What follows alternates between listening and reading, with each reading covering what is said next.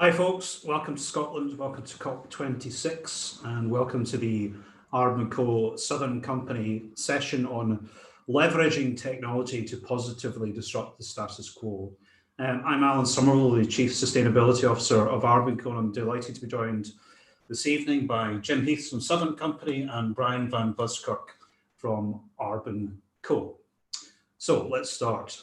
Jim, can you tell us a little bit about Southern Company, please? Sure. Thank you, Alan. I'm delighted to be here in sunny Scotland for COP26.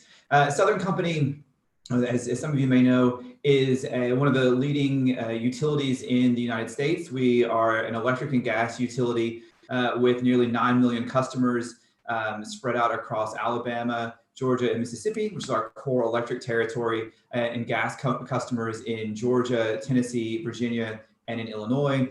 We also have an unregulated business footprint in the form of Southern Power, which is our merchant power generation company, a leader in the solar and wind space, as well as Power Secure, which is our behind the meter technology company that's really bringing to life a lot of the microgrid and distributed energy resource solutions for customers. So we're as I said, one of the leading U.S. utilities. We've been in business for over 100 years. We're very proud of our tradition in the Southeast for being closely tied to our communities, helping to bring electrification to the rural South across the Southeast. And we think about those strong credentials and activities in our community as the sort of springboard for our future, which is continuing that tradition of strong local relationships as we help customers on the decarbonization journey.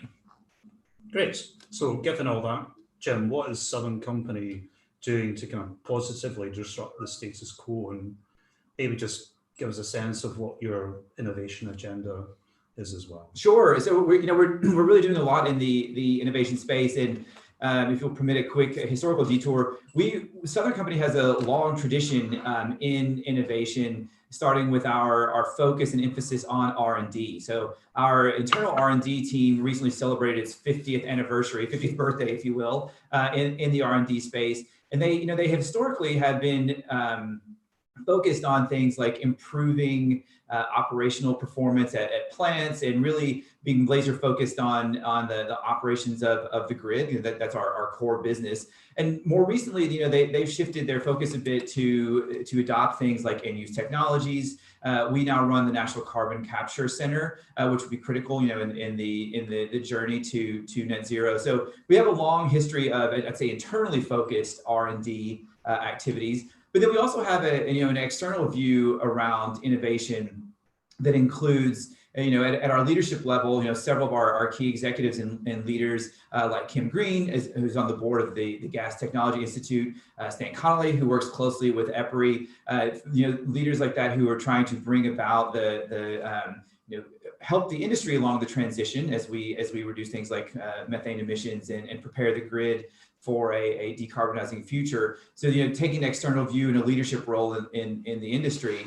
But then Southern has also been, instrumental in bringing, I'd say, a new perspective on innovation through venture capital into the utility industry. Southern was the founding partner of Energy Impact Partners about 6 years ago now. EIP is a venture capital fund with now around $2 billion in assets under management that is focused on investing in the energy technologies of tomorrow. So as we think about what's disrupting the space from a technology perspective, there's just a lot of activity in the energy and utility space. And Southern, along with Excel, National Grid, and AGL out of Australia, we were the founding partners of the VC fund, Energy Impact Partner.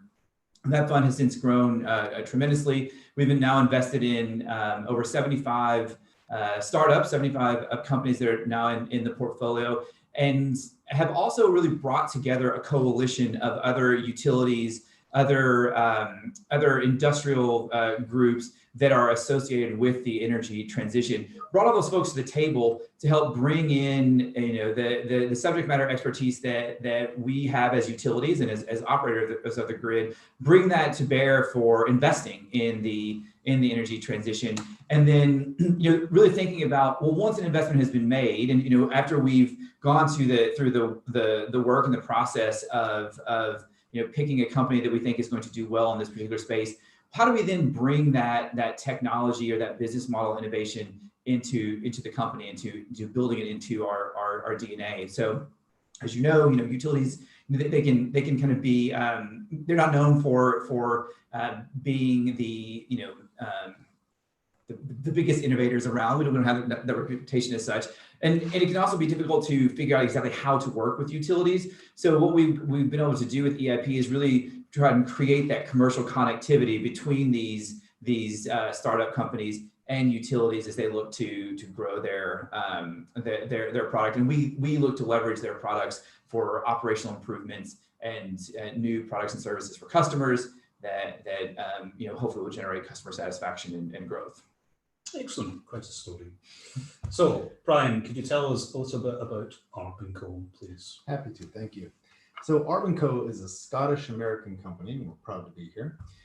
We provide a holistic sustainability platform focused on energy insights and occupant well-being. And we do this by unlocking the power of the now ubiquitous data that's available and very sophisticated analytics. What used to take a team of engineers up to a week on site at a building, we can now analyze remotely hundreds of thousands of buildings in a matter of a few hours. Great. I guess we're here at COP26 to really help drive the pathway to net zero. How do you see the Abenco technology kind of helping customers on that kind of pathway to decarbonisation? Well, what we see is that we've been on the journey for energy efficiency in particular for a number of years. The early adopters have taken the easy steps. Now the key to unlocking the full potential is about both scale and increasing the sophistication of the analytics to uncover more difficult problems and optimize it beyond just energy efficiency. But now we have a lot of the factors that utilities need to take into consideration around load balance and taking in all the renewable generation that's coming on board, for example. And I would say that I would just add to that, this is an area where we as a utility, we really look to the external technology ecosystem, if you will, in order to bring these things to life that Brian was describing. We've had for the better part of a decade now, we've invested in things like smart metering infrastructure. So we have more and more data at our disposal, more data than we've ever had in the past century or so of operations. But the challenge is not we have lots of data, but the challenge is how do I tease anything interesting out of that? How do I separate the signal from the noise? How do I curate an insight or some analytics that are going to be useful for a customer or could be useful for us operationally? And we're really kind of, I think, a newish frontier around that. And we look to companies like Abenco to deliver the analytics based off of the data that we gather. So as I said, we have gajillions of data points out there, but we need to partner with folks who can bring some type of life into those analytics so they can help pull our customers along, whatever journey they're on. But in most cases, it's decarbonization. In many cases, they're looking to solve an operational challenge. In some cases, they're looking for just, say, cost containment. And the types of insights that you can see from the Abenco platform are helpful for them in really getting on that path or kind of moving along it once they're already there. Excellent. Perhaps, Brian, you could give us a couple of examples of. Sure, happy to do that. And if we could just advance a couple of slides. The first example I'll give is with a recent school district that we analyzed. And as Jim mentioned, in terms of the types of data that we utilize in our analytics, one example would be the smart meter data that is provided by the utilities themselves. Okay, we'll move forward without the slides. So using smart meter data, we can take a look at an entire school district and analyze every building in that school district and identify kind of relative opportunity across the buildings. And then for those buildings that identify as having the most opportunity for improvement, we can go through a little deeper and identify specific measures that we can take to improve that operational efficiency. And as I mentioned earlier, we also look at air quality and occupant well-being. We recently completed a pilot program here in the UK, working in conjunction with the UK government, to look at air quality within schools. Part of this is related to return to school following the pandemic, and ensuring that the air quality and ventilation is sufficient for the health and well-being of those children, and also looking at the overall learning conditions for those students. So for example, when you see CO2 start to rise, whether it's in a conference room or a school room, the ability to think straight and not fall asleep begins to suffer.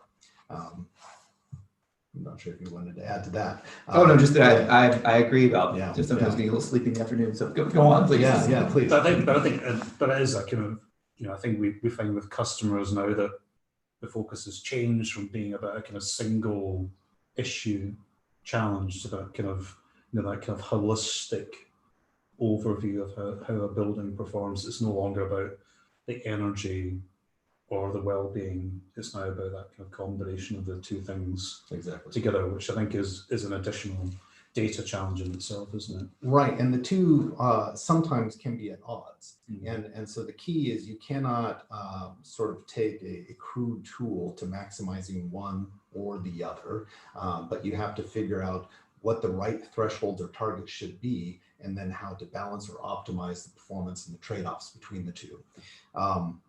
Another example that I'll give is with a national retailer where we took a look at over 500 stores that they had across the United States.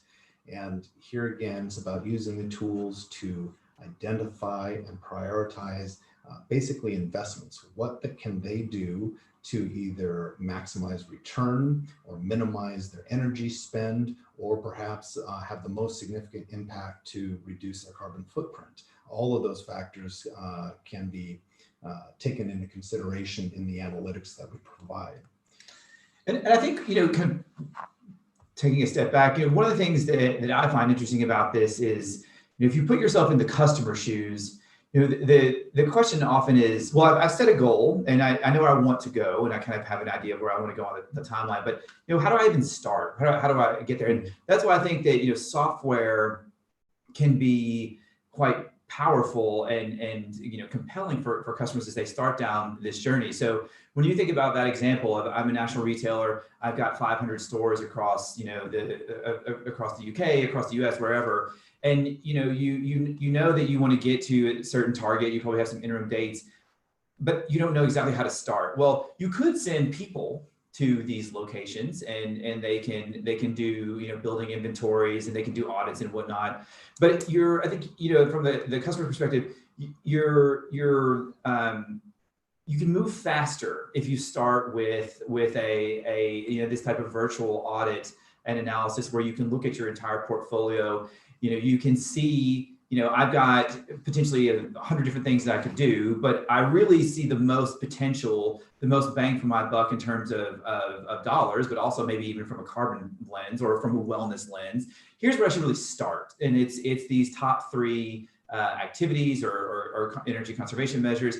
And it's these, this portfolio of locations. So I went from 500, my funnel, to maybe 50, where I know I want to start with an activity. And you can get there in a matter of hours potentially, right? Like you can run that analysis and you can have a much better starting point.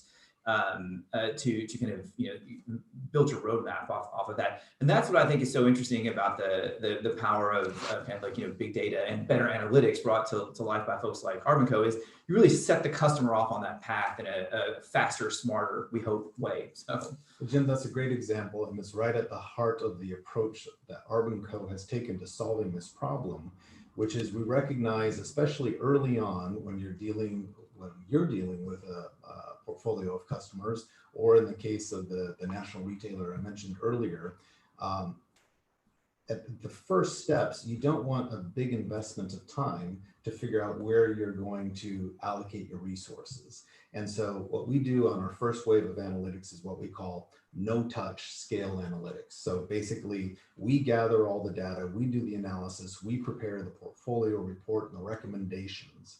Then there's the opportunity for engagement, but to engage in an informed way. And when you show up at the doorstep with an understanding of the building performance and how the business is operating today, with specific recommendations, with costs associated with those recommendations, and with projected energy savings, the conversation is often a meaningful way. And from there, we employ what we call our interactive deep dive tools, where we now have an engaged customer or building operator. We can gather some more information from them specific to the operation of their building and fine tune the analysis. And as you were also saying earlier, the journey often begins with no cost behavioral things you can just change about how the building is operated. Then small investments in things like smart thermostats. But from there, with tools like this, the trade-off analysis becomes more complex, and you need more sophisticated tools when you start looking at where to invest in capital retrofits, and when does it make sense to invest in energy efficiency, or perhaps things like solar or wind or battery storage. There's any number of opportunities to invest, and again, all of this balanced against the indoor air quality. And I guess that point around scale, Brian, has been important, isn't it? The ability to leverage technology to really do that kind of discovery and audit process at scale, so you can actually deliver meaningful impact as quickly as possible. However you define that impact to be. Whereas before, I guess, Jim, to your example of sending qualified people to buildings, actually the time involved in doing that is actually quite substantial as compared with a technology-based solution. Well, that I think that's also something that when you think about the project's life cycle, for lack of a better term, you may be sending folks to sites, but it's after you've narrowed it down, right? So I've prioritized the locations where I want to start, and then I'm going to send a team to really do the sharpening and fine tuning. But I don't have a funnel that's here anymore. I know that I'm doing A, B, and C conservation measures, or D, E, and F, DER measures at these 50 locations in a particular geography. So your approach, especially when you get to that medium term step of actually implementing, your approach is smarter, sharper, and which should hopefully lead to moving better projects faster into implementation and commissioning. Bigger impact with focused resources. Chris. I just want to mention one additional project, which is actually where we first started working with Southern Company, working on behalf of the Atlanta airport, both to identify energy insights and also looking at air quality. Yeah, and I think it's a great example because the Hartsfield-Jackson International Airport, the airport in my hometown of Atlanta, they're using these insights for both wellness as well as energy insights and analytics that will help them understand kind of where they are today. So to benchmark their current performance, but then use that as a part of their the data-driven aspect of developing their medium to long-term roadmap for decarbonization and underlying operations. So it's a really great example of the Atlanta airport and their leadership in the sustainability space around airports and aviation. We think it's a great partnership and a great example of how we're working with a technology company to bring your technology to life on behalf of our customer. The airport is using this in their planning process, and we as Southern Company, and really as Georgia Power, who serves the airport, we've served them since day one, and we're going to serve them until I don't know what the end of aviation looks like when people teleport or whatever, but we will always be the utility that serves them. So we want to make sure that we're bringing these solutions, these tools to them, again, for benchmarking today, but as they implement these solutions in the future around efficiency, potentially around DER, around more and better analytics, we want to be their partner in kind of bringing those to life. And we do it through partners, like Abenco as that underlying technology. Great. So talking of teleporters, I love Star Trek as a kid, so I'm sure teleporters probably will require some form of power behind them as well. So anyway, we've got that figured out also. It's magic at that point. So I guess we've spoken a lot about what we're doing today, but I guess people watching will be really interested in what's actually going to happen tomorrow. What does the future look like? So I guess from both of your perspectives, how do you see the kind of future panning out? We're here at COP. There's this kind of global movement towards decarbonisation and the kind of pathway to net zero. How do you see that kind of panning out from both of your perspectives? Sure. I think I'm most interested in the electrification of transportation and what that entails. The thesis going that if you think about emissions, kind of three slices of a pie, you have industry, you have transportation, you have the power sector. Well, if I can, and of those three, industry is probably the hardest to decarbonize. But if I can if I can decarbonize the power generation space, and then I can gradually shift my vehicles to electric, then that cleans up two big chunks of that pie. So I'm very interested to see how the electrification of transportation will unfold. We're making great progress on electrifying on decarbonizing the power generation space with the addition of new renewables to the grid, and we are starting with the progress around transportation. I think in 3 to 5 years we'll start to see an inflection point with battery costs where you will be at price parity between an internal combustion engine, kind of traditional car, as well as an electric vehicle.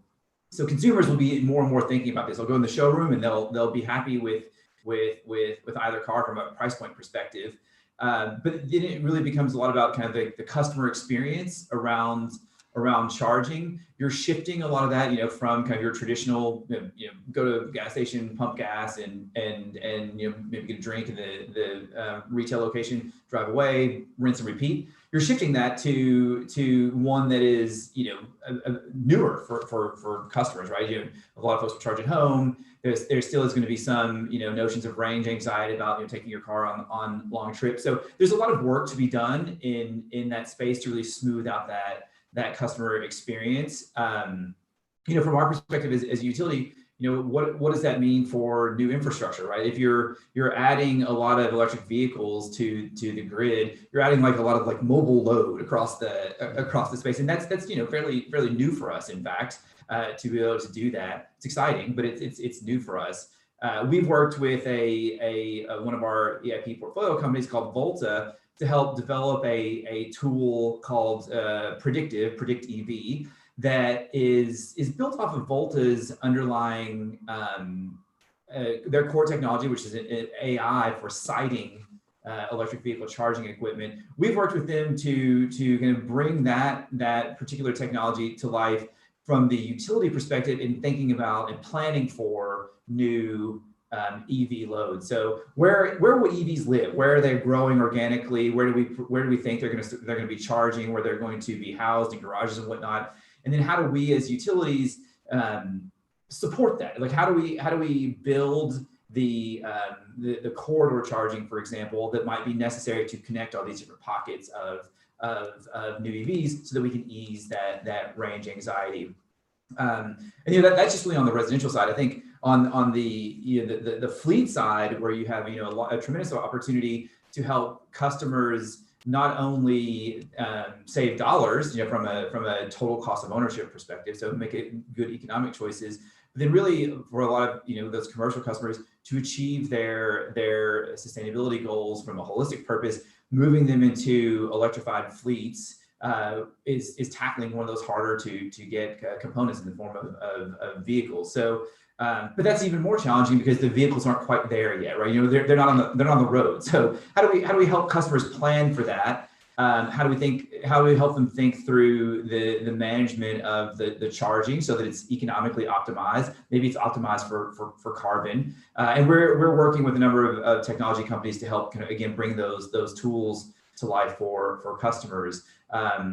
But then, are there ways in which we can help to accelerate that? So can we work with customers to accelerate their fleet transition so that once the vehicles are available, customers are ready to make that transition into the vehicles in a way that's safe and economic for them and their underlying operation. So I think it's a fascinating space. I think it's very exciting. I'm an EV driver myself, so I'm sort of personally and professionally invested in watching this unfold. And I think there's still a lot of kind of exciting things to happen on the horizon for EV drivers. Yeah, I agree. I think it'll be an interesting few years ahead of us. Brian, what's your kind of sense of what the future looks like? Well, thinking a little bit about the opening comments about what Abenco is as a platform for sustainability, what that actually means, and some of the examples that I gave earlier are kind of aimed towards tactical operational efficiency type measures and improvements. But in order to really both unlock true performance and to sustain that performance, the other aspects of the platform are about how do we aggregate all these different sources of information. We talked about smart meter data, we have air quality monitors, we can bring in IoT sensors for individual power consumption. How do we pull all these pieces of information together in a digestible, actionable way? And that's what I was alluding to earlier about how it's becoming increasingly complex. We have to make it simple. And we can do that by making that information available in a single dashboard. So we have the interoperability both from our own platform analytics, but also from third-party sources. You can prioritize how you want to see it, and then you can ensure that you're actually tracking to the corporate objectives and long-term initiatives that are underway, things like decarbonization. How do I know if I'm on track? Well, you need to have some visibility there. So in a nutshell, it's about how do we leverage these sources of data, apply the analytics to unlock the intelligence, and then take action and track it. It's just the way things are always done. When you can measure them, you know where you're at, and ensure that you can achieve the objectives you set out.